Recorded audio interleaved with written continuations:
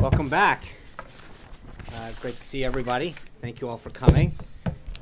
It's great to see the interest is still there. I want to start off by noting that the President got off the phone just a short time ago with Canadian Prime Minister Trudeau to discuss the vicious attack on a Quebec City mosque last night.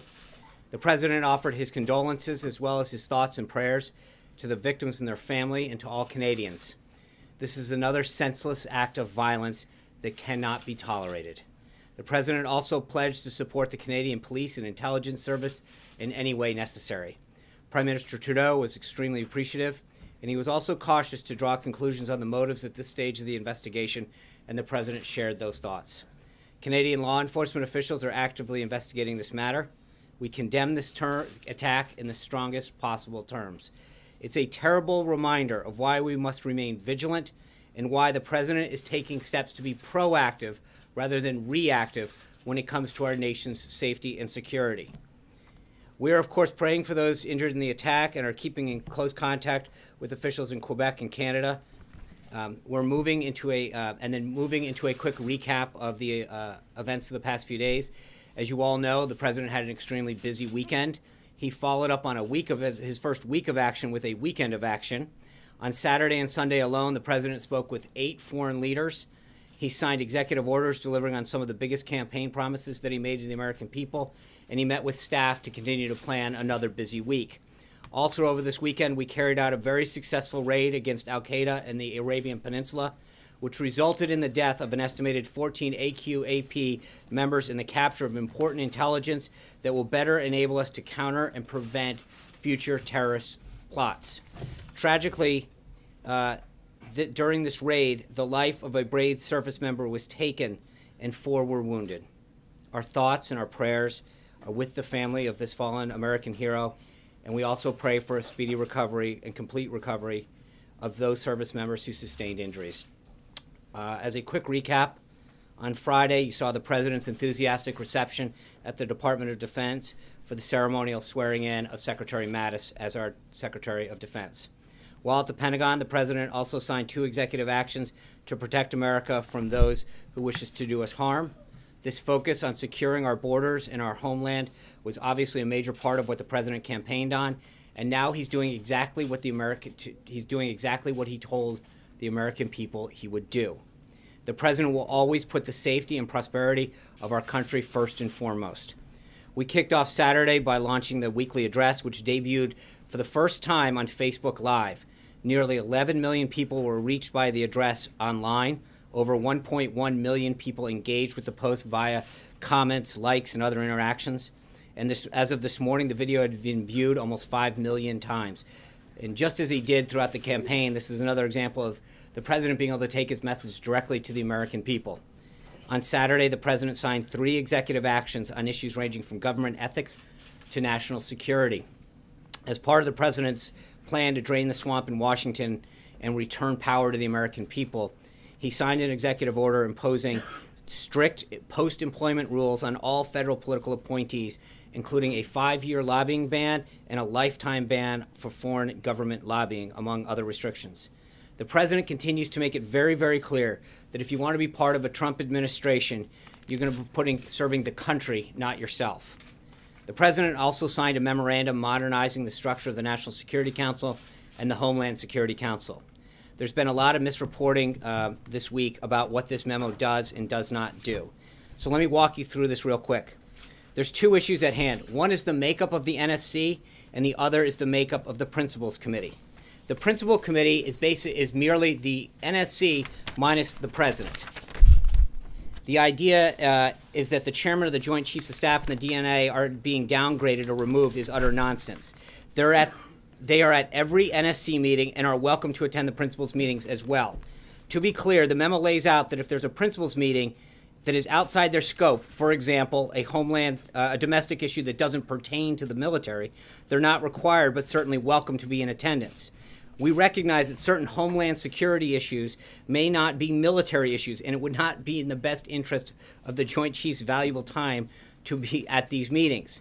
Just yesterday, we called several outlets who were severely misreporting this topic to better inform them about what this memo means. So let me just walk through this real quick. This is the 2001 NSC stand-up memo.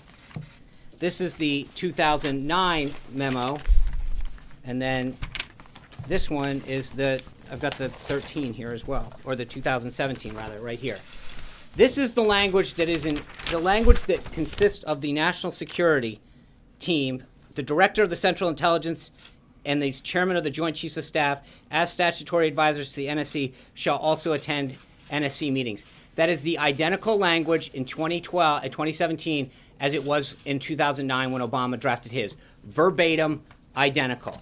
The makeup of the Principals Committee from 2017 is exactly as it was in both 2017 as it was in 2001. 100% identical, except we add the word also. I think it's pretty clear that if you look at all three of these, that's what it does. To be clear, the memo just yesterday, we called that out.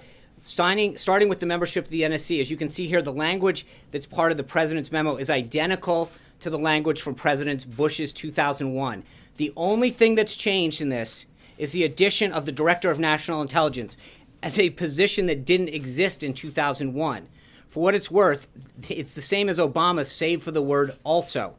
In terms of the Principals Committee, as you can see from the various language here, and this is, I'll give you 2017 on the Principals Committee.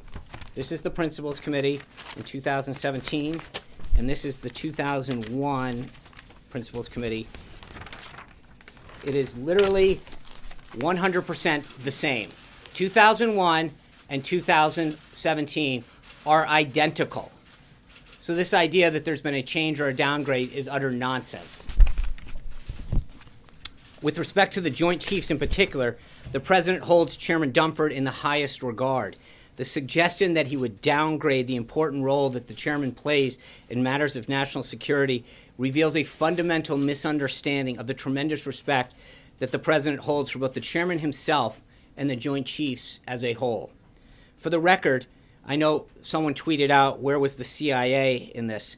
The CIA hasn't been part of the NSC since the DNI was sworn in for the first time in 2005. That being said, the President has such respect for Director Pompeo and the men and women of the CIA that today the President is announcing that he will amend the memo to add the CIA back into the NSC. So I know that there was a tweet yesterday from the former National Security Advisor that said, where is the CIA out of everything? Well, I'd like to remind the former National Security Advisor that when the memo was drafted in 2009, I don't see the Obama administration including the CIA in theirs. It is President Trump that is including the CIA, not the former administration. So just to be clear, when it comes to the CIA, as you know, number one, it wasn't part of the restructuring of the NSC after the DNI was named and sworn in 2005. And we are the administration that's adding it back into the NSC and amending it in. It was the Obama administration that didn't have it in. So to answer the former National Security Advisor's tweet, the CIA isn't ours and it wasn't in theirs. With respect to hold on one second. Moving on, the President also signed another memo when he was at the Department of Defense instructing the Joint Chiefs of Staff in the next 30 days to deliver to him a plan to defeat ISIS.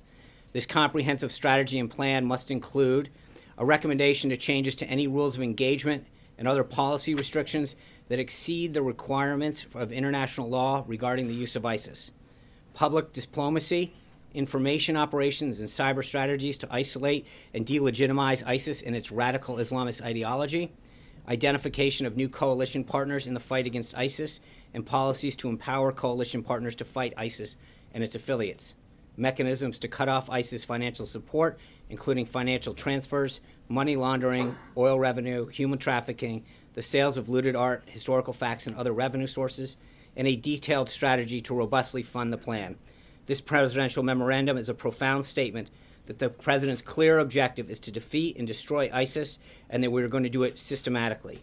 This is not only a necessary step for America's national security, it is also a humanitarian imperative. If ISIS is left in power, the threat it poses only grows. We know it has attempted to develop chemical weapons capabilities. it maintains a goal of recruiting homegrown terrorists, and its attacks against our allies and partners continue to mount. The United States must take decisive action, and the President is taking the necessary steps.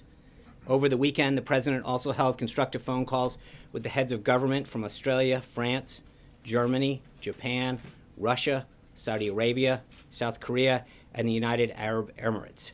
During the calls, the President reaffirmed our partnerships and discussed strengthening our mutual defenses and interests throughout the world. The safety of the American people and the security of American homeland continue to be the President's top priority. His outreach to these leaders is a critical step in turning the page on the failed foreign policies of the past 8 years. Notably, he did all this in the face of extreme obstructionism from Democrats in the Senate, who are holding up 17 of his department or agency leads that require Senate confirmation. In contrast, 10 days into his term, President Obama only had 7 people in these positions awaiting confirmation. President Bush had all but 4 confirmed. If Senate Democrats think that voters are going to be okay with them continuing business as usual, dragging their heels and confirming qualified nominees, they sorely misunderstood the message this November. The truth is, these cabinet members are unbelievably qualified and will all be confirmed by the Senate. And Democrats know this. So it's time to stop playing political games with the core functions of our government. This morning, the Office of the U.S. Trade Representative sent 12 letters officially notifying the nations to the Trans-Pacific Partnership that the U.S. has withdrawn from the agreement, the next step in fulfilling the President's campaign promise to get our country out of unacceptable trade deals that don't put America's interests first. The President will continue to negotiate new, better trade agreements that will bring jobs back, increase American wages, and reduce our trade deficit. The White House Office of Intergovernmental Affairs has been hard at work making sure that all lines of communication are open at all levels of government throughout the country. As of today, the White House has made contact with all governors' offices in every state and territory, and deeper dive conversations on a range of issues have already taken place with 32 governors or their offices. Outreach efforts have touched 22 of 50 state attorney generals, 32 of 50 states secretaries of state, 16 speakers of the House, the leaders of the 10 largest federally recognized tribes, and the leaders of some of the country's largest counties and municipalities. All have expressed enthusiasm about working with the White House on issues impacting their local communities and families. The Intergovernmental Affairs Office is also preparing for the National Governors Association meeting in Washington at the end of February, at which the President plans to host a dinner. Today, the President started his day with a breakfast and listening session with small business leaders. A list of attendees is available if you're interested. The meeting comes on the heels of similar listening sessions that the President held last week with some of the country's top business and union leaders and frontline workers. He's made it clear in his first week in office through numerous executive actions, meetings, and listening sessions that he's fully committed to fighting on behalf of American workers and small businesses.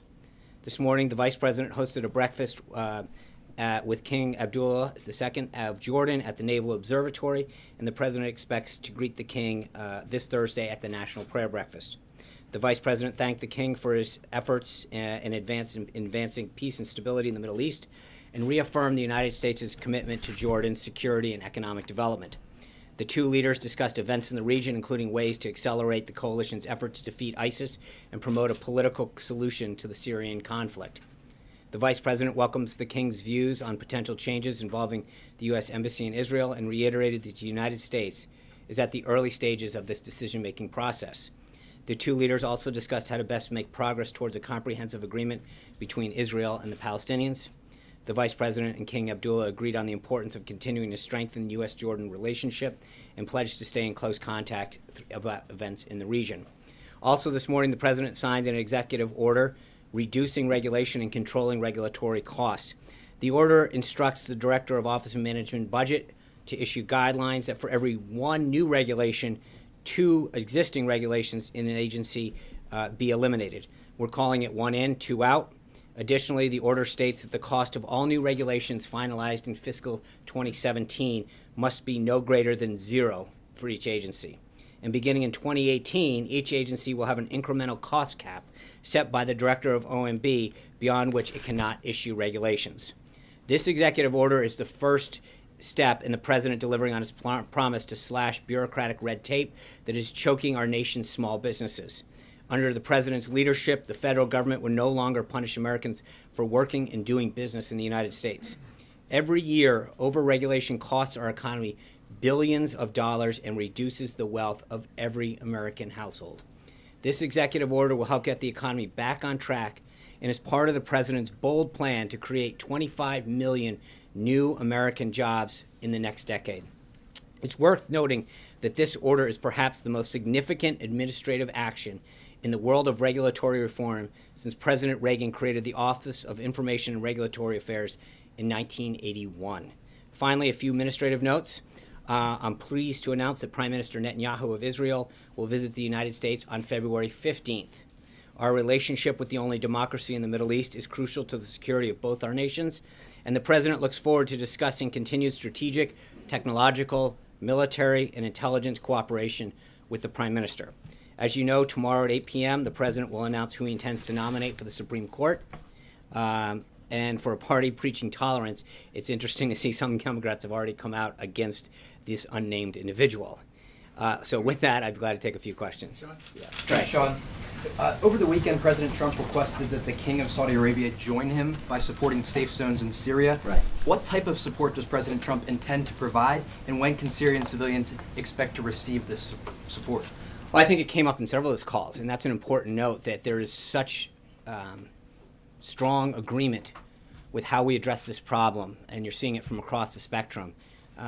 It's important that we have stability in the region, and I think that the idea that this was an area of mutual discussion and agreement is important to talk when we talk about stability in the region, and so we'll have continued discussions on it, but I think that first step of getting both sides on the first page was a huge step forward. Blake. Thanks, Sean. The president said today in that on-camera session with the business leaders talk about how the market has run up during his the last couple of months. I want to ask you a question related to that. Today, coincidentally, happens to be the biggest market drop since October, and one of the uncertainties for investors is that tax reform might not get done this year. So my question to you is, can the administration commit to major tax reform in 2017? Well, it's a two-way street, and I think that you've seen a commitment from the president to fight on behalf of small businesses. That's what this regulation thing was today. I mean, it really can't underscore how important it is. Since 1981, we haven't seen anything of this magnitude to address the regulatory impact that small businesses face. We're going to continue to work with both houses of Congress, both the Senate Finance Committee and the House Ways and Means Committee, to develop a comprehensive tax plan. And I think that there's eagerness on behalf of Congress to do that as well. So that is a very promising thing. But I would also note that when you look not just at the ups and downs of a market, but you look at consumer confidence and a lot of the other market indicators, a Trump presidency brought a lot of confidence back to traders, to investors, more importantly to job creators. And you look at the number of individuals, the small businesses, the large businesses, the automakers, all coming in and saying to the president, I want to be part of your effort, your agenda to make the country better, to grow jobs here, to bring jobs back here. I think it's a positive sign, not just on the ups and downs of one day's market fluctuation, but the overall commitment that businesses have to want to work with this administration to add jobs, to create better jobs, to add benefits, to find out how the president can ease the regulatory burden they face. So it's a holistic process that is being undertaken to unleash the American economy. And it's the approach that he's taking not just in small businesses and large businesses and with union workers, but he's looking at the energy sector. How do we unleash America's natural resources, not just to help us make us more energy independent, but how do we do that to create good paying jobs in America as well and get that economic boon that can come out of it? April. Sean, two questions. One, how important is national security information to you? How you're saying that they're at the table and they can come to the table if they want at some meetings. But No, that's not what I said, just to be clear. Okay. I don't think I can underscore this enough. What we're saying is nothing has changed. We've, in fact, added and grown this. The Director of National Intelligence and the Chairman of the Joint Chiefs are, by statute, part of the NSC. Full stop. What we've done is made sure that on issues of homeland security and domestic policy, they are always welcome to attend, 100%. However, if the issue is on, pandemic flu or other domestic type natures that don't involve the military, it would be a waste of time to drag the chairman of the Joint Chiefs Staff over. If he wants to attend, he's part of the committee, he can come anytime. So to try to talk about downgrading or not take this seriously is a misreading of this. It's really a disservice. And I think that for those people who took the time to read it, they understand that. But I've seen so much misreporting all this weekend about downgrading this individual or upgrading. The language could not be clearer. It is 100% identical. And so any misreading of it otherwise is a spread of misinformation. Plain and simple. Okay, so you're saying they're at the table. No. But- I'm saying they've always been at the table. And they continue to be, and that he has a tremendous amount of respect for him. And so any reporting otherwise is a misunderstanding of it 100%. Let me ask my question. Okay. Okay, they're at the table, but how important are their suggestions or their statements to this administration? Unbelievable. When you look at Secretary Mattis was in the Oval Office. He was on the phone with CIA Director Pompeo this afternoon or this morning. He values their opinion. I don't think you can express in words how much respect he has, whether it's Chairman Dunford, General Mattis, General Kelly, Director Pompeo. All of these individuals, I think he's shown through deed and action and word how much he cares about them. The first stop he made was to the CIA because of how much he values the work that they do and the respect that he has for them. So I really don't know how much more he can do to show how much he values them. My second question, my last We're not question. going anywhere. When you talk about these 7 countries, Yeah. these Muslim majority countries, I'm talking to a former official in the Obama administration from Homeland Security. They're saying that what you're doing is very different from what they did, and it's much more restrictive. What do you say to that? We're going to put the safety of Americans first. We're not going to wait and react. As I said in the statement, the president's going to be very proactive with protecting this country. We're not going to wait till we get attacked and figure out how we can make sure it doesn't happen again. He's going to do everything in his power to stop every threat that we face in this country and every potential threat. And that's the key point in this. How do we get ahead of threats? How do we keep America ahead of the curve when it comes to people who want to do us harm? And that's what the president's done, is he's made sure that every way possible we get down the path of securing this country, putting America's safety and security first and foremost, bar none. Major Garrett.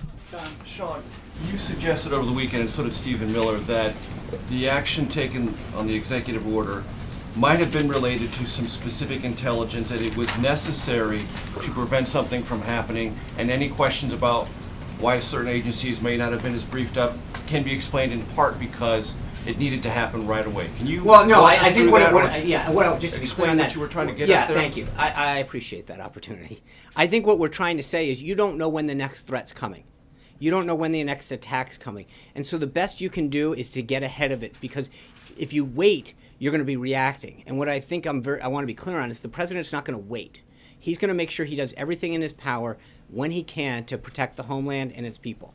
That's it. And so getting ahead of threats is the key. Not waiting till they happen, not saying, hey, once it happens, how do we react to make sure it doesn't happen again?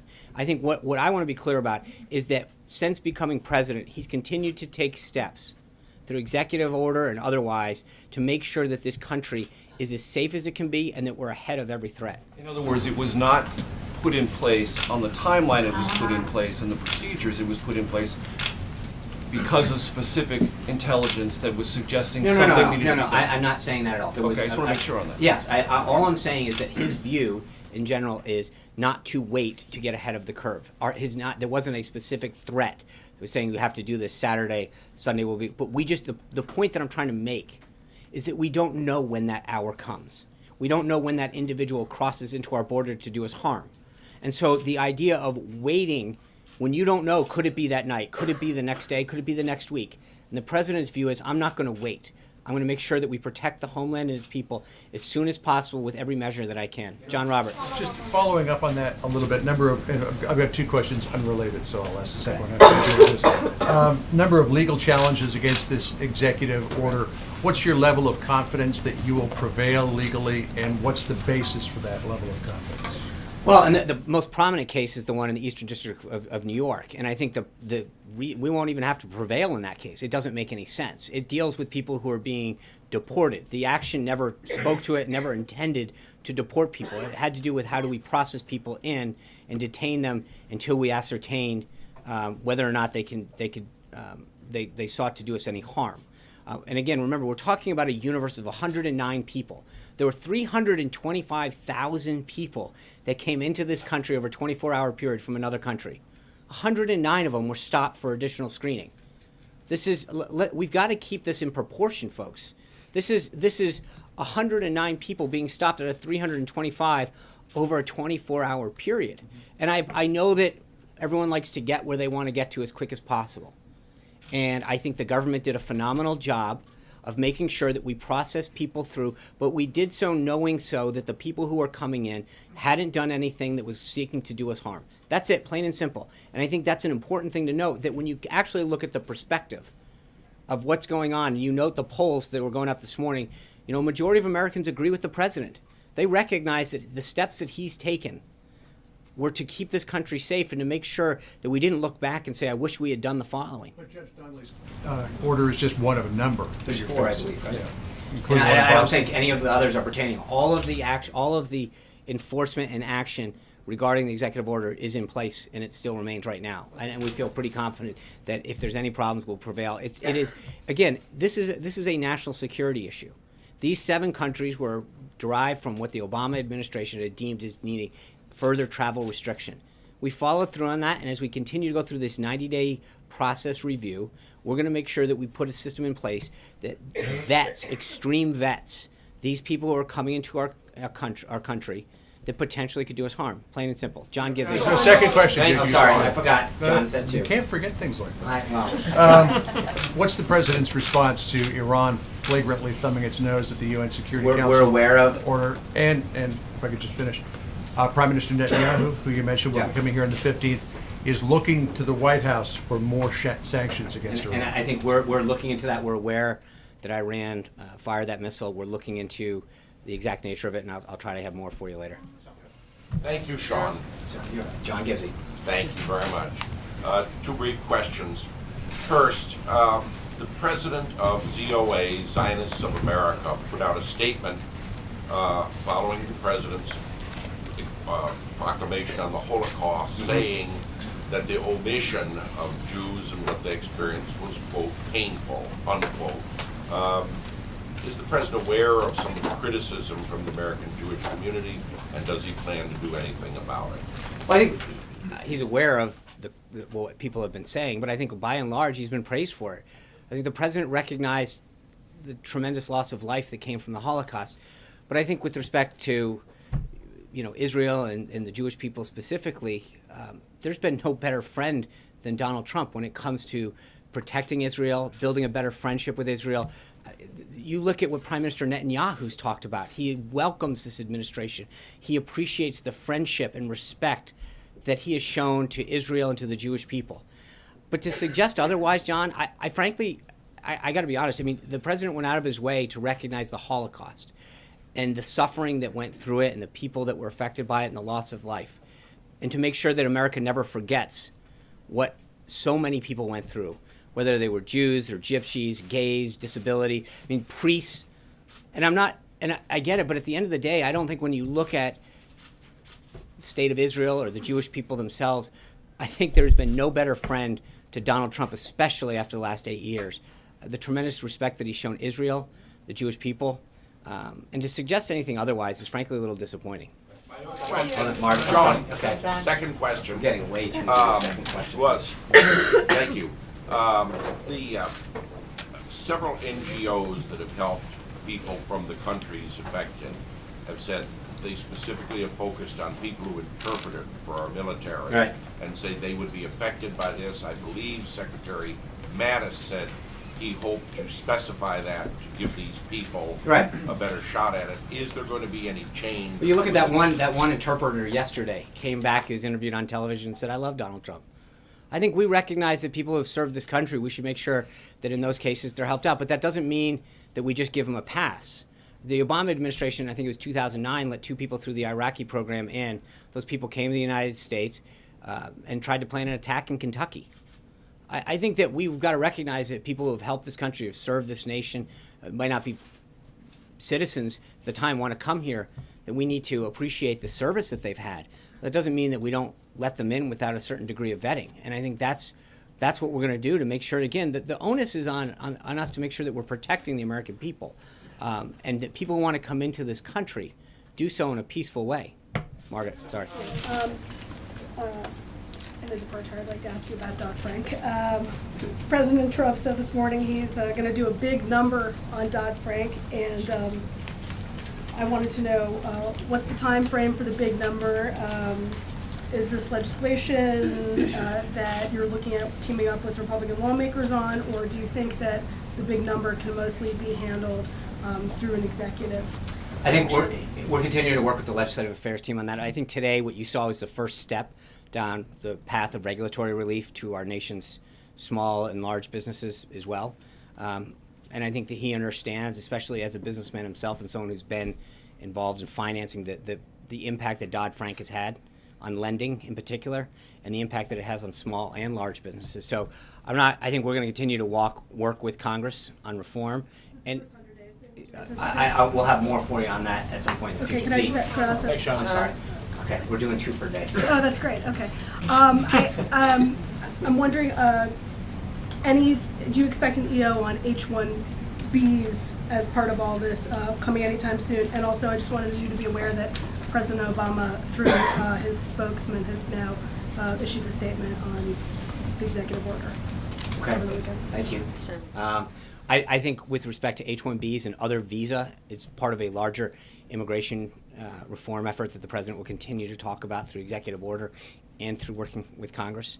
But you've already seen a lot of action on immigration, and I think whether it's that or the spousal visas or other type of visas, I think there's an overall need to look at all of these programs, and you'll see both through executive action and through comprehensive legislative measures a way to address immigration as a whole and the visa program. Zeke. Since we're doing 2, I got 2 for you. On the NSC reorganization, with regards to the president's chief strategist being on the NSC, that wasn't something that existed certainly in President Obama's tenure. Can you talk to what does that speak about Mr. Bannon's role within the White House, within the policy decision-making structure? Well, let's be honest. I mean, David Axelrod walked in and out of NSC meetings quite frequently, by his own account and by several of your accounts. What this shows is that this administration is being rather transparent, that it's putting on the people out in the public who's going to be going in and out of those meetings, not just letting people go in willy-nilly. I think it shows that this administration is trying to make sure that we don't hide things, wait for them to count after the fact. So it recognizes the role that he's going to play. But Steve's not going to be in every meeting. Like Axelrod, he'll come in and out when needed. But I think we wanted to be upfront about it and make sure that was stated so it wasn't a story when he did. Yep. I'm sorry. Yeah, sorry. Just on the Yemen strike from over the weekend, can you talk a little bit about the president's personal involvement? I mean, this seems to be the first sort of major order he's given. And separately, does he intend to speak with the family of the fallen service member? Thanks. He was, obviously aware of the strike occurring. He was kept in constant contact Saturday night of the status of the mission, both the success that it had and the tragic loss of life that occurred to that member. We are currently following Department of Defense next of kin procedures, and as soon as it is appropriate, the president will be speaking with the family members. Yes. John, thank you very much. On North Korea ICBM, the North Korea announced that if the United States intercept ICBM, it would be the war. How did you respond on this? How did we what? How did you respond to North Korean? It would be the war if you intercept North Korean's ICBM launch. I'm sorry. How did you respond? How did you respond? How did we respond to North Korea? Yeah. We're working through diplomatic channels on that. I don't have any further readout on that. One more. And yesterday, President Trump called with acting President Hwang That's right. Kyo-won of South Korea, and also they said that U.S. and South Korea agreed to strengthen joint defense Right. capabilities. What is the particularly Well, they spoke last night about 7 o'clock. There was a readout provided to that call, and I think we'll have further steps to announce in follow-up to that call, but I think the readout speaks for itself. Mike? I want to ask about the Supreme Court pick. Yeah. Can you talk about why he's moved that pick up to tomorrow night? It sounds like. Can you tell us who the pick is? Is the pick off the list he's been using? Is he 100% sure this is the pick? He is 100% sure he's the pick. This individual is part of the list that he put out. He maintains exactly what he said he was going to do. But I'm not going to share any further guidance on that. But I appreciate the try. When you said he, Sean, when you said he's, I said the individual. but you also said he. You said he's the what? Sean, Yeah. just following up on the president's comments last week that 3 million illegal immigrants voted in the election. You guys said that he would have an executive Yeah. order on this subject. Is he still planning to do Yes. that, or has he changed his mind? He still has planned to do that. And then a second follow-up on your statement about the Holocaust statement. Last Yeah. night, the Republican Jewish Coalition called it an unfortunate omission that the White House did not acknowledge the Jewish people or They weren't in anti-Semitism President Bush's explicitly. acknowledgement either. It was, President Bush did mention anti-Semitism, so Look, I think can this you is- explain why you decided to depart from bipartisan tradition of two presidents? It's not. The statement was written with the help of an individual who's both Jewish and the descendants of Holocaust survivors. To suggest that remembering the Holocaust and acknowledging all of the people, Jewish, gypsies, priests, disabled, gays, and lesbians, I mean, is frank.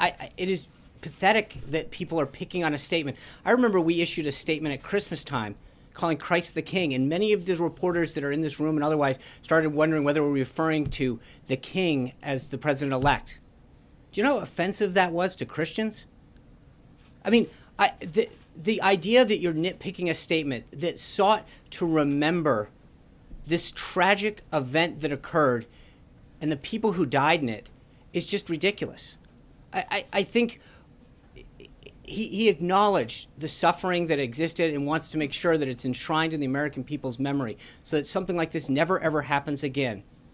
And I think to sit there and suggest that he was trying to single out anything, and a people of which he has shown such tremendous respect for, and such a willingness in terms of the state of Israel to go out there and show the partnership that needs to exist between us and the respect. And when you contrast that, frankly, a statement, and you look at the actions of the last administration, the Iran nuclear deal, them giving Palestine an equal footing in terms of the amendment that was passed to the UN Security Council on their way out the door, to compare a statement that remembers the Holocaust with the actions of the last 8 years and the disrespect that was shown to Israel is unbelievable. Where were the questions about the UN Security Council resolution that came forward and the idea of this unprecedented step that the outgoing administration took as a massive slap in the face of Israel? Where were the questions then? So Jared Kushner wrote the statement. No, I didn't. Sean?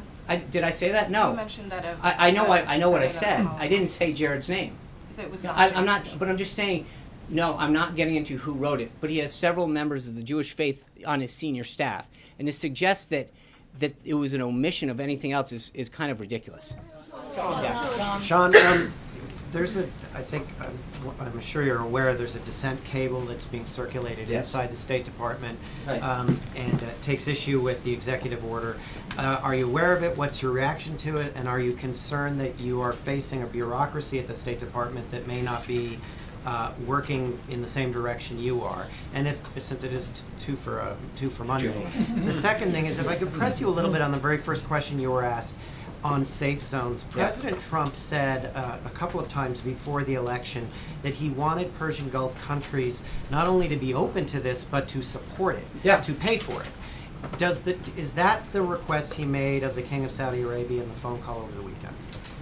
So on the first part, the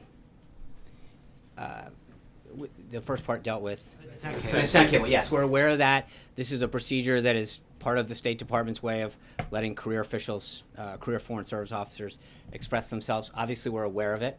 But I think that any government official or anyone who doesn't understand the president's goal in this and what this actually was. Again, I think this has been blown way out of proportion and exaggerated. Again, you talk about in a 24-hour period, 325,000 people from other countries flew in through our airports, and we're talking about 109 people from 7 countries that the Obama administration identified. And these career bureaucrats have a problem with it. I think that they should either get with the program or they can go. Hold on. This is about the safety of America, and there's a reason that the majority of Americans agree with the president. It's because they understand that that's his number one priority, and it's his number one duty, as it should be with any leader, to keep our people and our institutions safe from attack. And that these steps are frankly common sense steps that the president's taking to make sure that we're never looking in the rearview mirror saying we should have done something like this. And then On the safe zone, so on you the asked safe them zone. to pay for this. He did have a conversation about financing with them as well, yes. Yes, Cecilia. Oh, sorry. Cecilia. Thank you, Sean. President Obama, this statement that was just referenced earlier, said that he's heartened by the level of engagement taking place in communities around the country. Does President Trump have a message for the protesters, and does he have a message for the 109 people that you just mentioned, and since it's 2 for Monday, on this memo about the plan to defeat ISIS? President campaigned and said that he had a plan to defeat ISIS, does he? Yes, he does, and he's talking to his generals to make sure that they provide him the feedback necessary to implement it. That is an ongoing conversation that he continues to have with both the Joint Chiefs, Secretary of State designee, the Homeland Security Secretary, and the Secretary of Defense. But he has been having that conversation within his National Security Council, within his advisors, to make sure that he has that. He has tasked the Joint Chiefs with a plan to come up with and implement some of his recommendations and some of theirs to make sure that we can defeat ISIS. And on the message, please, to the protesters and specifically to the families who this weekend were caught up in this. Yeah, and I think that it's a shame that people were inconvenienced, obviously, but at the end of the day, we're talking about a couple hours. I would rather, I'm sorry that some folks may have had to wait a little while, but I think the president would much rather know that he's not placing a call to someone who was killed because of someone was let in this country to commit a terrorist act. So if you weigh the calls that we have to have, someone being temporarily inconvenienced coming into an airport, and I think when you do talk to some of those people, as I mentioned, a couple of them were interviewed and said, we understand that the president was doing this in the best interest of the country. Look, coming into this country is still a privilege. We're the greatest country on earth. And being able to come to America is a privilege, not a right. And it is our duty, and it is the president's goal to make sure that everybody who comes into this country, to the best of our ability, is here because they want to enjoy this country and come in peacefully. And so he takes that obligation extremely seriously. So hold on, I'm going to finish Cecilia's question since she's so good on the second one. That to make sure that somebody is inconvenienced a little. And people experience this all the time, sometimes going in and out of TSA. We have to wait in lines too. But we do so to make sure that we're getting on a plane to make sure that we're going to a destination, not committing a nefarious act. I think that the safety of our country, the safety of our people, is always going to be at the forefront of this president's head. And this is where he wants to go. And so, again, I think that we've got to keep all of this into proportion. We had 109 people that were temporarily detained. They're all in. But they were temporarily detained to make sure that the safety of the other 324 million Americans was put first. I don't see how that's a big problem. Follow up on the extreme Yeah. vetting. Yeah. Advocacy groups are saying that we already have extreme vetting. It takes anywhere to 18 to 24 months for people who are applying for asylum or refugee status to go through that vetting process. So how do you justify making it even more extreme? And I think that's also, what do the you plan to add more countries to the list since some of the 90-day 9/11 review period. terrorist Yeah, it's a countries- 90-day review period. And if you've got other countries, please let us know. I understand that. It's interesting, though, that you're talking about adding countries when I keep hearing all these questions about was it too much and too quick. I mean, you can't have it both ways. You can't argue that we should add more countries, and yet you didn't we're having all these issues with the first. Is that some of the countries that have problems with terrorism are not in the list. Right, and we're reviewing the entire process over this period of time to make sure that we do this right. But I don't think you have to look any further than the families of the Boston Marathon, in Atlanta, in San Bernardino, to ask if we can go further. There's obviously steps that we can and should be taking, and I think the president's going to continue to do what he can to make sure that this country is as safe as possible. Vetting process. Sean, last night we were told by senior administration officials that top immigration staffers on Capitol Hill and other offices were involved in drafting the executive order. That doesn't jive with the reporting that we're hearing from offices that they weren't involved. So can you say which offices? So you're talking offices that weren't involved, but We're talking so, to many offices on Capitol Hill who So say there's they weren't. 535 offices plus territories. Did you Well, talk my to them question all? for you is which I'm members not under were an involved? obligation just because you called one of 535 offices to tell you which ones we talked to. As was told to you last night, there were staff from appropriate committees and leadership offices that were involved. Yeah, Thank you. go ahead. Thank you very much. Two questions, please. One, on behalf of the Indian American community, they are thanking President Trump for the cabinet level post of Ambassador Nikki Haley. Right. Question is that under President Trump administration, you think India will be the member of the UN Security Council, and what changes you think we can see at the United Nations?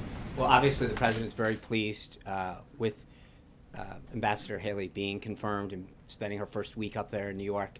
She's going to do a fine job representing us.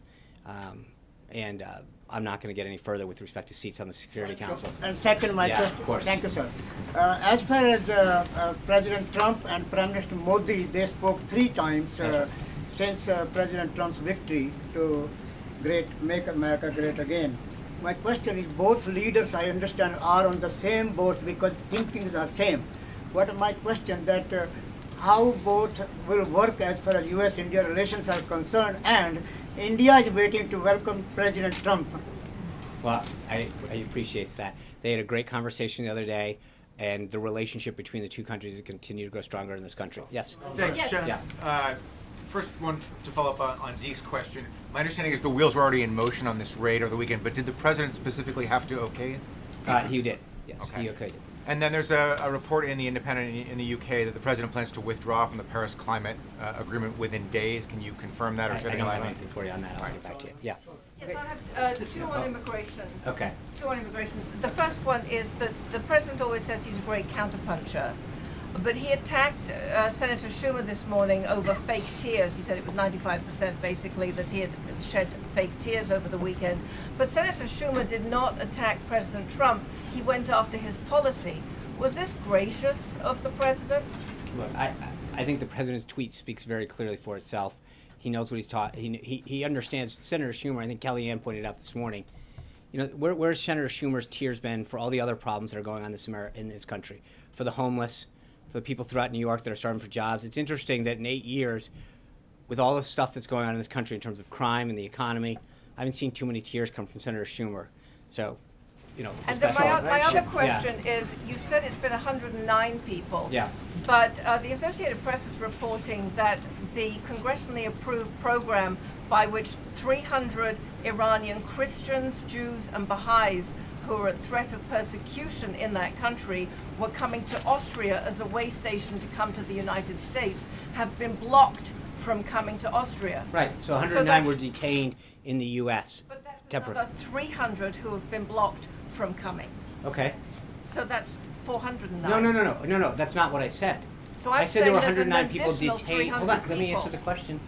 There were 109 people detained in the United States. They were processed through in a way to make sure that they weren't causing anyone in the United States harm. They were processed right through the system just as we're. That's what I said. That's exactly what happened. Scott. Yeah, Sean, what's your level of concern about any kickback from some of these countries that are on that list of 7 as far as how relations may work in the future? And some people obviously are critical of the fact you have countries like, for example, mentioned Saudi Arabia or Afghanistan, where we have had attacks on U.S. soil with connections to those countries. So do you foresee those being added? So are you asking what is our concern with their reaction to us? Yeah, absolutely. Yeah, look, I think the president's number one goal is the protection and safety of the United States and its people. If they want to act in a way that's inconsistent with their concerns, then that's up to them to do as a sovereign nation. But it is our duty, and it is his duty, to make sure that this country and its people are protected first and foremost. Yes, sir. Sean, the LGBT group, the Human Rights Campaign, has issued a statement saying that, citing rumors that President Trump is about to sign a religious freedom executive order that would undermine LGBT rights. Is the president considering any kind of religious freedom order? I'm going to get ahead of the executive orders that we may or may not issue. There's a lot of executive orders, a lot of things that the president has talked about and will continue to fulfill, but we have nothing on that front now. You're denying it, that's not Any true. chance of the 90-day ban being Yeah. extended indefinitely? Right now, it is what it is. The executive order calls for 90 days to review the 7 countries. And again, at the end of that, we'll see where we go from there. But for right now, that's the goal of this. And then on the Supreme Court, I don't believe you answered this question earlier. What was the reason that President Trump decided to move up his announcement from Thursday night to tomorrow night? Because he wanted to. I mean, Was it a way? I mean, was no. This is like, flip this, flip the script because here. he wanted to move it up. He was ready to go. He made his, as he mentioned on Friday, he was making his decision. He made the decision, and the president chose to go with it. It's plain and simple. There's really nothing more. Daniel. The New York Immigration Coalition claims that a Syrian refugee with a visa was among the detainees released from custody at JFK Airport. Why was that individual allowed to enter the country? And was it a violation of President Trump's? I think every individual that's gone through the process has gone through vetting. Make sure that they don't pose a threat to this country. So the individual must have gone through the system. I mean, it's pretty plain and simple. But I thought you... Yeah. The daily briefings were not on the president's schedule Tuesday, Wednesday, or Friday of last week. Yeah. It's not on there today either. Can you confirm that he has not received the daily briefing on this No, day? he gets it every day. He gets it. Who does he get it So, from? I get it. He gets it every day. I just answered the question. Kristen. Sean, thanks. Jihadist groups celebrated news of the travel ban over the weekend, indicating that they see it as a recruiting tool. Former CIA and NSA Director Michael Hayden said that he believes this travel ban could make the U.S. less safe. So what do you say to those who argue this travel ban will make the country less safe? Again, let's go back and look at what it is. 7 countries that the Obama administration had already identified needed further travel restrictions. They did issue a ban. I understand that, but what I'm saying is that the president recognizes that it is his duty and obligation to make sure that we keep this country safe, and that and by instituting a process by which we look at these countries over a 90-day period, and the process by which people can come in and out of this country to ensure the safety of each and every one of us, I think is something that makes a heck of a lot of sense. So I understand, and I think in a lot of cases, and I say this respectfully, that I think some people have not read what exactly the order says and are reading it through misguided media reports. I mean, that's when you actually read the report and understand the nexus of it and how it's working. And again, look at how it worked. When you talk about the 325,000 people, 109 were temporarily inconvenienced for the safety of us all. Year-old from Iran for 5 Okay, hours and separated and they were from his processed mother. through, Kristen. That's the process. I get the point is that you can go through and nitpick and say, okay, well, this individual is, but that's why we slow it down a little, and to make sure that if they are a 5-year-old, that maybe they're with their parents and they don't pose a threat.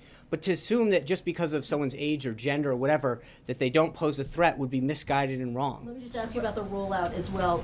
Did Secretary Kelly find out about the executive order as it was being signed, and did Secretary Mattis find out only hours No, earlier? what I'm going to tell you is what has been briefed out previously, which is that all appropriate agencies and individuals that were needed to be part of the process were.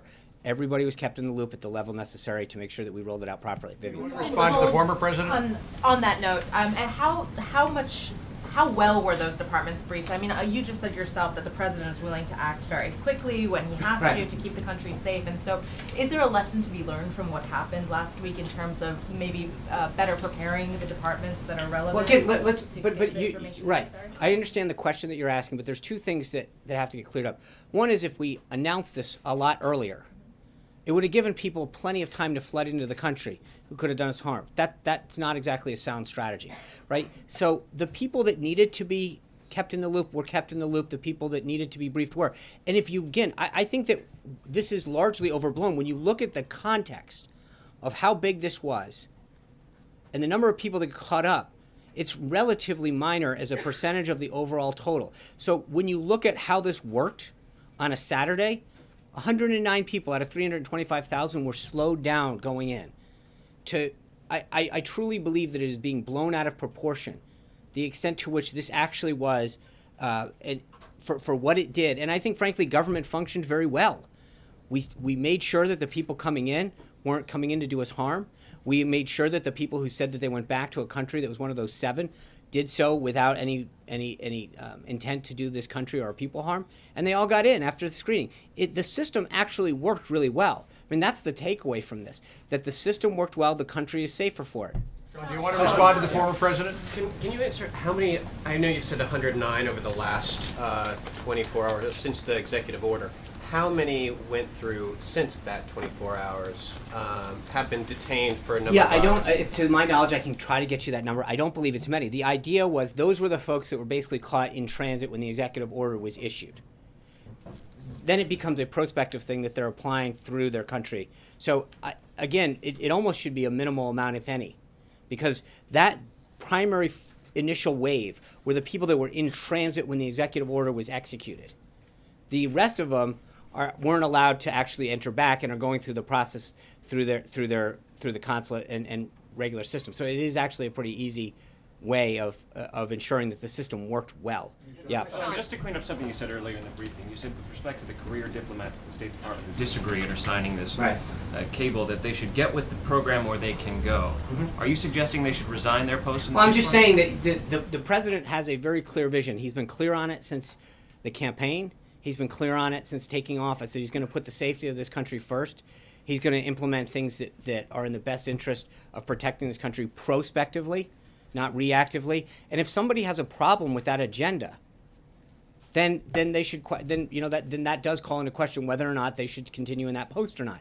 But the president was elected, and I think again, look at the polls that have come out so far.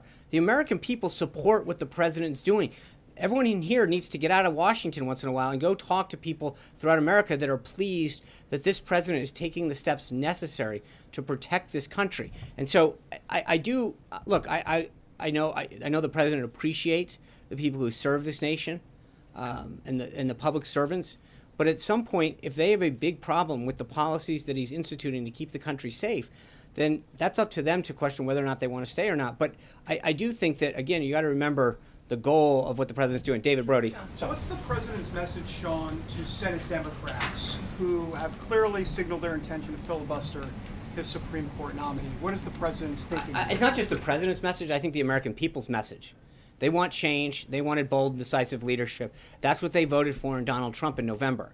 And I think for Senate Democrats to look at this opportunity after the election to slow walk and play political games with these people who are unbelievably qualified to lead the candidates, or the choice that they've made before. I mean, think about this. He met with a bunch of Senate Democrats to talk about the qualities they want in a judge. And before they've even heard who this individual is, you've got some of them saying absolutely no. I mean, that just shows you that it's all about politics. It's not about qualification. The president has a right to have his nominees taken up. That is part of, and so for them, it is going, the default used to be unless qualified, confirmed. And it is now going to always no. And I think that's a pretty sad message, not just what they heard from the president, but I think that they heard loud and clear from the American people. And especially if you think of where the Democratic Party has gone in the last 8 years. They've lost seats at every level. They were supposed to take back the Senate. They didn't. The Republicans did very well in the House. We won the presidency. The president won 9 of 13 battleground states, 33 states overall, 2,600 counties. The message came through loud and clear that the American people wanted decisive leadership. They're getting it. I think if you're a Senate Democrat, you've got to wonder whether or not you're getting outside of Washington enough. Thank you guys very much. I'll see you tomorrow.